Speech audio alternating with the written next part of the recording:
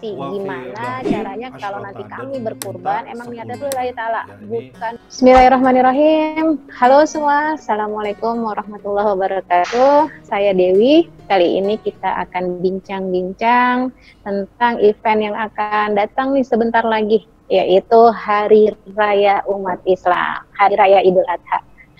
Nah, Hari Raya ini akan dirayakan oleh seluruh umat muslim dunia. Dan yang paling khas dari Hari Raya Idul Adha itu adalah kurban. Bersama saya, kita akan tanya jawab singkat tentang kurban. Dan sudah ditemani oleh salah satu asatidz dari MQ Travel, yaitu Ustadz Mulyadi Al-Fadil. Assalamualaikum Ustadz, apa kabar? Waalaikumsalam warahmatullahi wabarakatuh. Alhamdulillah. Alhamdulillah. Sehat. Walau sekarang lagi susah tausiah langsung ketemu, kita tetap bisa online ya Ustadz, berbagi ilmu. Ya, alhamdulillah. Semoga ada hikmahnya tetap walaupun jarak memisahkan, tapi ilmu bisa kita akses di mana saja, insyaallah. Betul, terutama ke jamaah alumni MQ Travel nih Ustadz yang udah kangen banget buat umroh, tapi ya, alhamdulillah. qadarullah kita belum bisa ke tanah suci lagi ya Ustadz. Betul, insyaallah. Jadi gini Ustadz, ada beberapa pertanyaan nih Ustadz dari jamaah kita, baik dari jamaah alumni maupun dari luar, dari sosmed gitu Ustadz. Nanti kita bahas ya Ustadz ya. Siap, insyaallah. Baik. Tapi sebelumnya Ustadz, apa sih yang harus kita tahu Ustadz, keutamaan dari Hari Raya Idul Adha itu gitu Ustadz? Itu kan salah satu dari 2 hari raya umat muslim Ustadz. Jadi kita tuh harus persiapkan apa menyambut hari raya yang berbahagia ini Ustadz. Bisa Ustadz dicerahkan kami nih? Siap. Ya, betul, di dalam Islam ini ada idain ya, 2 hari raya. Kita mengenal Hari Raya Idul Fitri dan Idul Adha. Jadi dalam Islam ini tidak bisa dilepaskan dari bagaimana ajaran pokok di dalam beribadah. Salah satunya ada Hari Raya Idul Adha. Kenapa disebut hari raya? Karena di hari itu kita berbahagia. Ya, hari raya kan Idul Fitri bahagia, lepas dari Ramadan, silaturahmi. Idul Adha juga bahagia. Kenapa bahagia? Di sini ada beberapa pelajaran penting yang kita dapatkan. Ya, satu, kita mengambil pelajaran dari Nabi Ibrahim alaihissalam. Bagaimana pengorbanan keluarga Ibrahim ini memberikan teladan kepada kita dalam taat kepada Allah Subhanahu wa taala. Nah, yang kedua, disebut Hari Raya Id Adha. Id itu artinya kembali ataupun sama dengan Idul Fitri, kembali fitrah. Kalau Idul Adha, kita kembali mendekat kepada Allah, berusaha dekat dengan Allah dengan adha, dari kata udhiyah, artinya penyembelihan, menyembelih. Mana adha. Jadi kalau, juga Ustaz, saya baru tahu nih. Jadi kalau Idul Fitri itu kita emang udah sering tahu, kembali fitrah ya, dari fitri. Tapi kalau Idul Adha itu berarti kita kembali mendekatkan diri kepada Allah gitu ya Ustaz. Betul. Maka mendekatkan kan kita menyebutnya juga dengan berkurban, gitu ya. Kurban ini jadi bahasa Indonesia juga berkorban atau berkurban sama ya. Tapi sebenarnya dari bahasa Arab, dari kata koroba. Koroba itu artinya dekat. Lebih dekat itu menggunakan kalimat alif dan nun, kurban. Jadi kurban itu berusaha untuk lebih dekat lagi dengan Allah. Jadi seorang yang berkurban, dia melakukan taqarrub, mendekat kepada Allah Subhanahu wa taala. Ayatnya sering kita dengar ya. Inna a'tainakal kautsar fasholli li rabbika wanhar. Menarik di surat Al-Kautsar ya Ustaz ya. Ya, Al-Kautsar dikaitkan dengan nikmat. Inna a'tainakal kautsar, kita diberi nikmat yang banyak. Lalu bagaimana sikap dengan nikmat ini? Fasholli li rabbika, salatlah untuk Tuhanmu, wanhar, dan berkurbanlah. Maka kata lain Mbak, selain daripada Idul Adha ini udhiyah, sering juga disebut dengan yaumin nahar, hari penyembelihan. Artinya sama aja, udhiyah, nahar, kurban itu juga sebenarnya. Tapi apa Ustaz? Yaumin nahar. Yaumin nahar, ya. Nahar itu hari artinya penyembelihan. Oke. Dan itu sebenarnya lebih identik dengan haji ya. Biasa di haji itu tanggal 10 disebut 10 Zulhijjah itu hari nahar, hari penyembelihan itu juga. Tapi lebih spesifik sebenarnya kita bahas untuk hari ini ya, karena juga tahun ini haji sementara di stop dulu gitu Iya begitu betul, di karena Indonesia. wabah corona ini ya saat. Tapi Ya di karena Arab sih wabah masih ini, saat untuk jamaah Indonesia gitu ya. iya kita Kita di dulu. Indonesia kan tidak bisa ya. Tapi Mm, sesungguhnya kita masih bisa melakukan amalan sebagaimana amalan yang berhaji, yaitu kita berkurban. Karena orang yang oke. berhaji tanggal 10 itu lontar jumroh Aqobah, mereka tahalul, mereka tawaf Hmm, ifadah. Nah, yang tidak berhaji maka berkurban. Ya, inilah hmm. fasholli li rabbika, seperti halnya sholat ya untuk Allah, maka wanhar li rabbika. Kalau wanhar li rabbika tidak disebut ya. Maka berkurban pun untuk Allah. Ya, Jadi pengorbanan ini luruskan niat juga gitu ya bentuk, saat. ya bentuk sebuah sebuah upaya tauhid kita. Karena bagaimana seseorang itu kuat tauhidnya, keyakinannya, keterikatannya itu akan diikat dengan yang namanya mau untuk berkurban. Ya kalau Oke. bahasa anak muda mah cinta itu butuh pengorbanan. Sekarang buktikan cintamu kepada Allah dengan berkurban Betul, di antaranya. dengan berkurban. Ya, Nah, Sat, bentar, ini kemarin juga ada yang nanya nih, hukumnya sendiri dari berkurban gimana, Sat? Itu hukumnya ya, wajib kah untuk yang mampu gitu, yang memang ada dana lebih lah untuk kebutuhan sehari-hari, atau ya bebas-bebas aja sih, boleh iya, boleh enggak gitu, Sat. ya. Kalau kita merujuk kepada pendapat mayoritas ulama bahwa kurban ini sunnah muakkadah bagi yang mampu, ya sunnah muakkadah bagi yang mampu. Muakkadah itu artinya yang sangat dikuatkan, yang sangat dianjurkan, yang sangat diharuskan. Tetapi tidak sampai kepada wajib. Kalau wajib kan ketika tidak berdosa Kalau nih. ditinggalkan Tapi dosa kalau gitu. ya kalau sunnah ini tetap tidak ada tidak berdosa, tidak jatuh kepada berdosa, tetapi meninggalkan sesuatu sunnah yang sangat besar pahalanya, artinya sangat rugi besar. Di kita Rugi sering lah ya, ada Sat ya. ini, sering ada Rugi. pemahaman yang kurang tepat barangkali Mbak ya, karena ketika misalkan orang sunnah inilah nggak usah dilakukan, kan suka begitu. Mm-mm, Padahal betul betul, karena kan sesungguhnya nggak dosa. Pikirannya betul, karena nggak kan dosa nggak ini dosa, gitu. nggak salah, Nggak betul. salah, betul.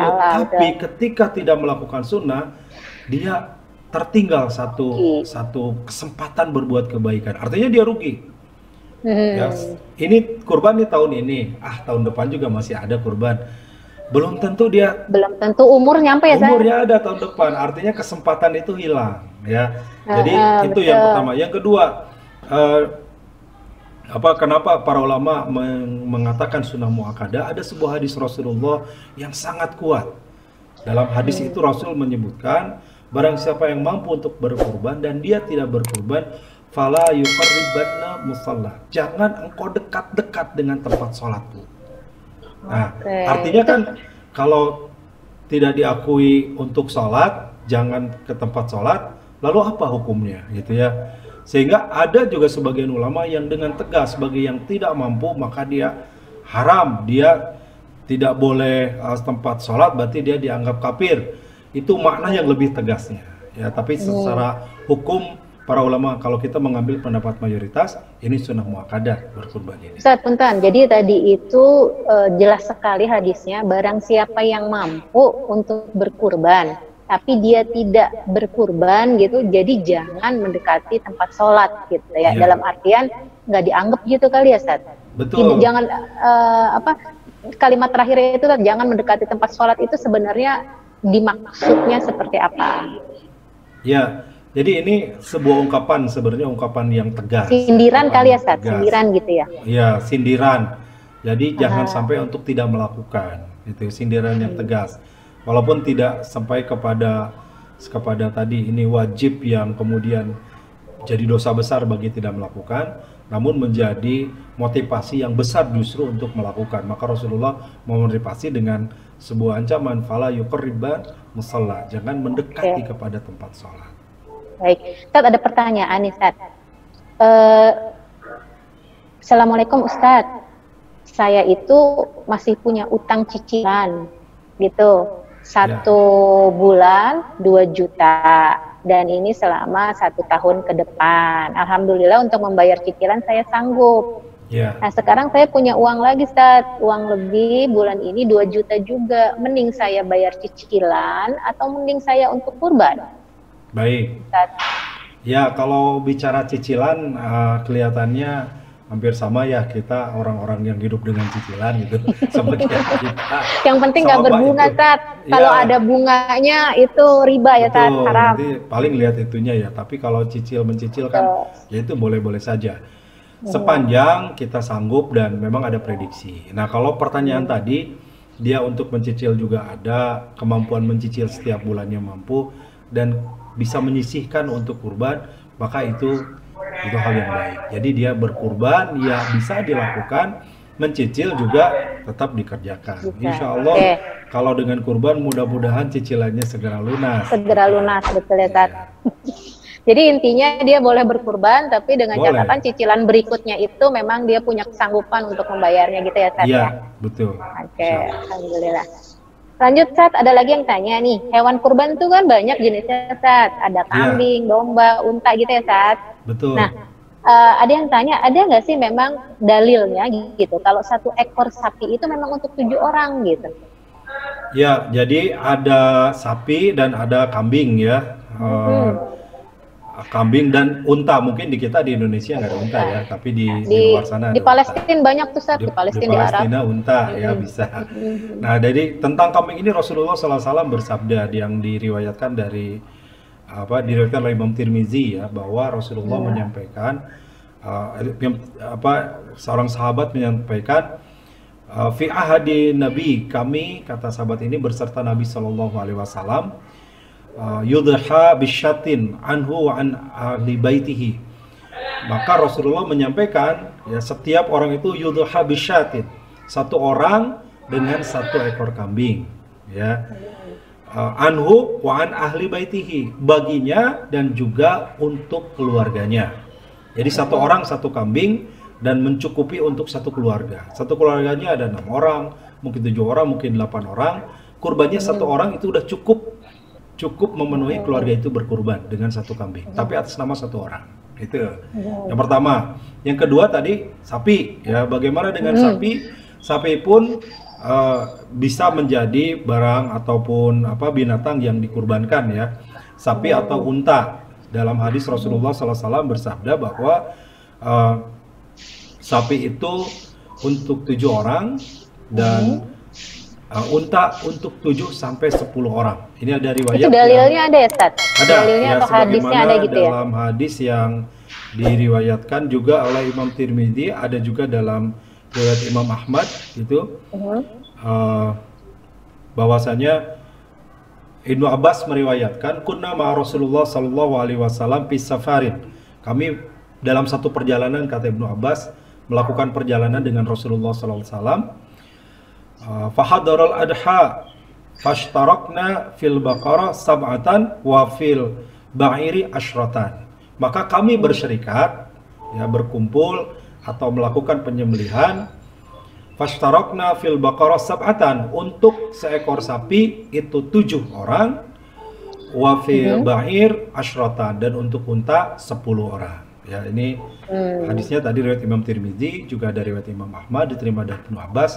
Jadi itu dalilnya 7 Oke, untuk sapi dan 10 untuk untuk unta. sapi dan 10 untuk unta gitu ya.